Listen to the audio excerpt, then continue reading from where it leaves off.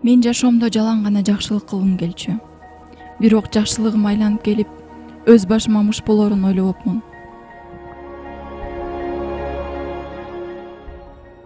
Күйөөм экөөбүз сүйүшүп жүрүп баш кошконбуз.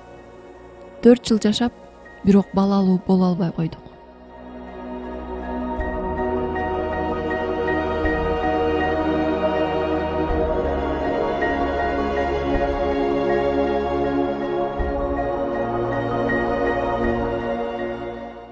Базарда иштеп, бир топ эле бутубузга туруп калдык.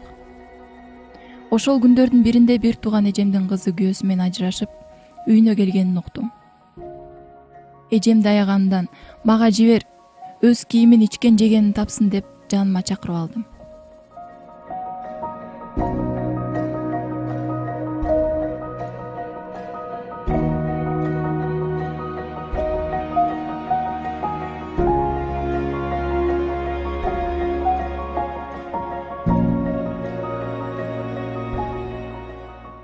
Билбейм кайсы учурда, кайсы маалда күйөөм менен сиңдимдин ымаласы келишип калган.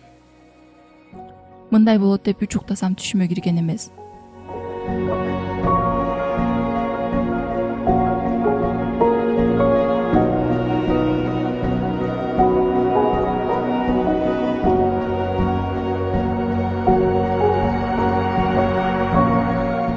Бир күнү күйөөм: "Назира, сен базарда иштей бер.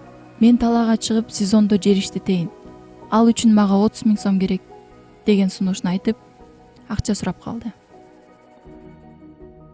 Өз алдынча эч иш кылып көрбөгөн күйөөмдүн жер иштетейин дегенине сүйүнүп, сураган акчасын колуна карматып, кийим кечесин салып узатып кала бердим. Сиңдим да жумуш таптым деп батирге чыгып кетти. Көрсө, экөө мен берген акчага бизге жакын жерге жайгашкан батирге чыгышкан экен. Мен алардын бул жоосунун билбей жүрө берипмин. Базарга чыксам, элдин баары мени таңыркаган, бир аяган көз караштары менен эле тиктей беришчү болду. Түшүнбөй, көйнөгүмдү оңдоп басып кетчүмүн. Бир күнү күйөөм: "Талаада жалгыз эригет экем, мага телевизор сатып бер" деп калды. Ошондо деле талаада кайсы токко саят деп ойлобопмун. Тандап жүрүп телевизор, ага кошуп программа сатып алдым.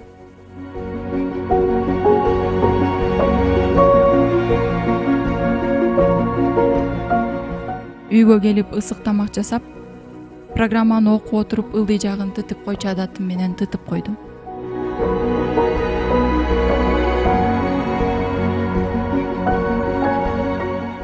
Күйөөм кудуңдаган боюнча телевизорду көтөрүп кетти.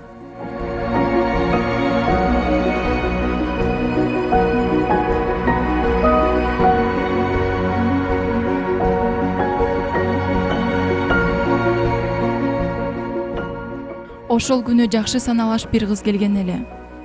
Сүйлөшүп отурганда: "Назира, сен байкуш чын эле эч нерсе билбейт окшойсуң. Көзүңдү ач, сага боорум ооруп жатат" деп калды. "Эмне тууралуу айтып жатасың?" дедим. "Күйөөң менен сиңдиңдин эрди катын болуп жашап алгандарына канча болду? Сен дагы деле эч нерсе билбей жүрөсүң. Ишенбесең мына сүрөтү" деп сүрөттү көрсөттү.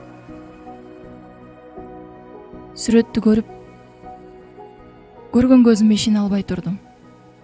Жүрөгүм бир солк этти. Күйөөм менен сиңдим кучакташып кафеде түшүптүр.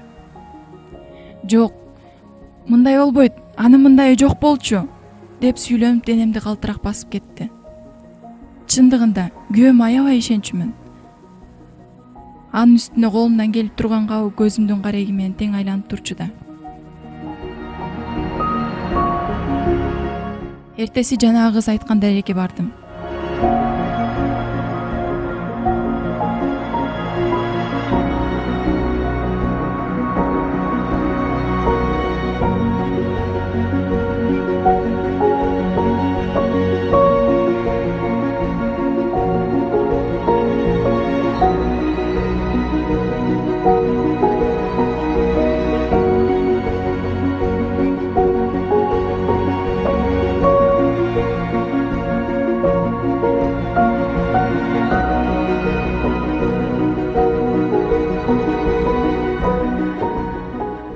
Эшикти ачып эле сиңдимдин жалгыз экенин көргөндө жүрөгүм бөксөрө түштү.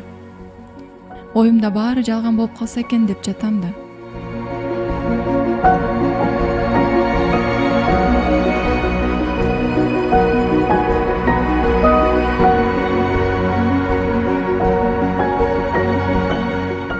Чыгып баратып столдо мен сатып алган телевизорду, жанагы чет айрылган программаны көрүп калдым. Ошондо гана болгон окуянын чын экенине көзүм жетти. Өзүмдү жоготуп сиңдимди сабап кирдим. Бир үн чыгарган жок. Ошондо бычакты ала салып матырып алайын деп колум барбады. Тиги отура калып аман калды.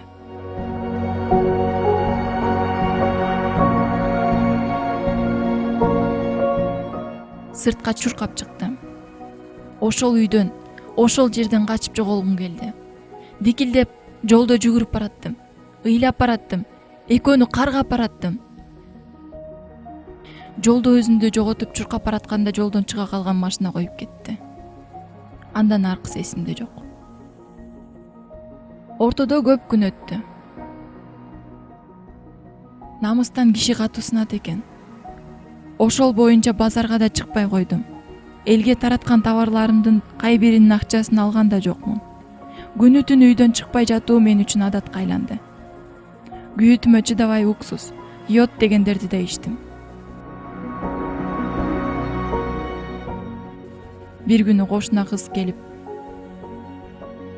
"Эмне күйөөсү кетип калган жалгыз сенсиңби? Мынча эмне чөктүң? Ден соолугуңду кара. Барып текшерилип кел" деп мени көндүрүп бейтапканага жөнөттү.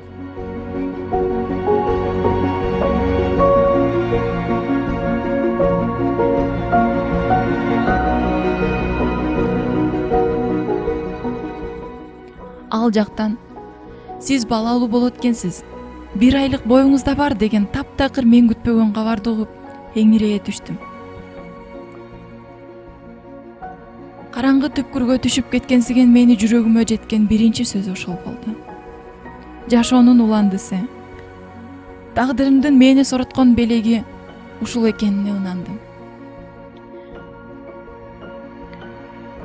4 жыл күттүргөн наристе эми ата-энеси 2 жолго түшкөндө жаралганына бир чети таң калсам, бир чети жандан кечип турган мени жашоого жетелеген үмүт бар экенине сүйүндүм.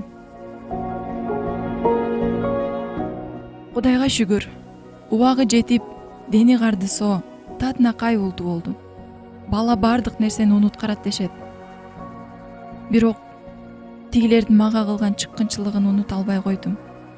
Ал окуядан 1 жыл өттү. Бирок ошондон бери өзүмдү колго алып, мурунку Назира боло албай койдум. Күйөөм менен сиңдим үйлөнүшкөн жок. Сиңдимдин андан кийин 2 жолу турмушка чыкканын кулагым чалган. Күйөөм Орусияга кеткен боюнча дайыны чыкпай кетти.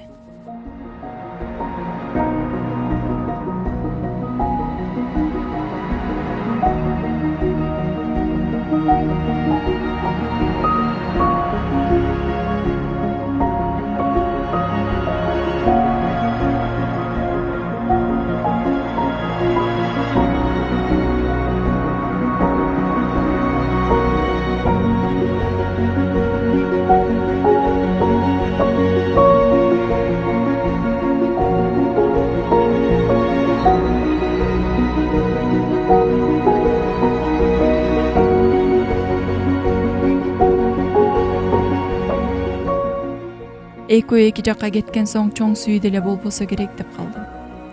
Орто жерде мени тирүүлөй өлтүрүп кетишти. Өлтүрдү дебегенде эмне дейм?